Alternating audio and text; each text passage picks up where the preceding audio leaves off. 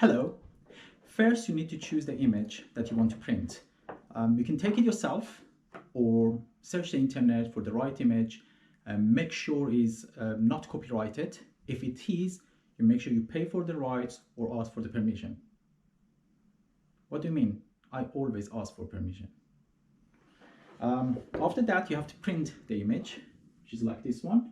I've printed mine on the Lightbox poster or the backlit one. These ones are translucent, means we'll allow the light, some of the light go through. So have a look here when the light goes through. For the edge, I've chosen polycarbonate sheets.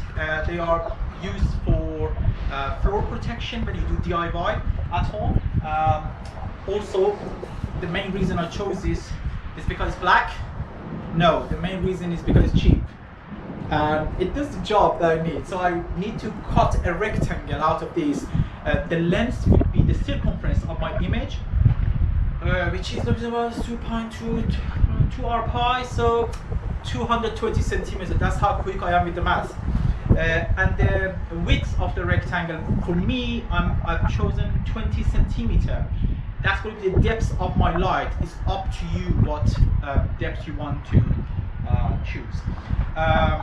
Yeah, just cut this and make it go round, stick together, and stick the image. By the way, I'm growing pineapple. They say it takes 6 years to give the fruit. So I can film this and show it to you day by day. So the edge is almost ready. As you can see, it's a nice frame, isn't it? I have temporarily fixed these two parts together because in case I need to change the size.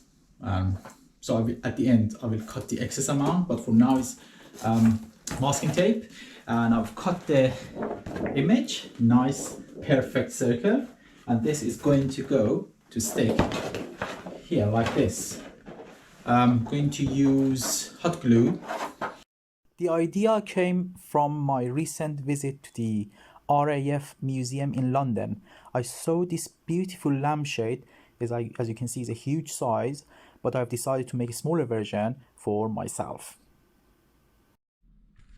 Gluing is completed, so yeah, it's ready for threading or strings, attached strings to it.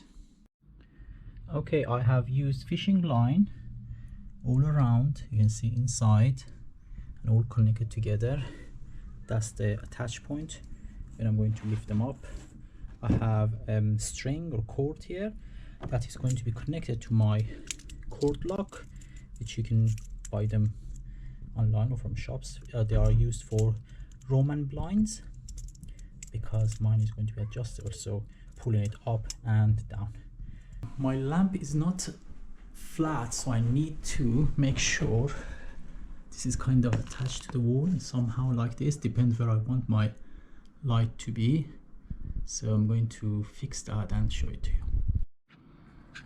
So fix the lamp in the ceiling like that and the wires, and then I have two pulleys.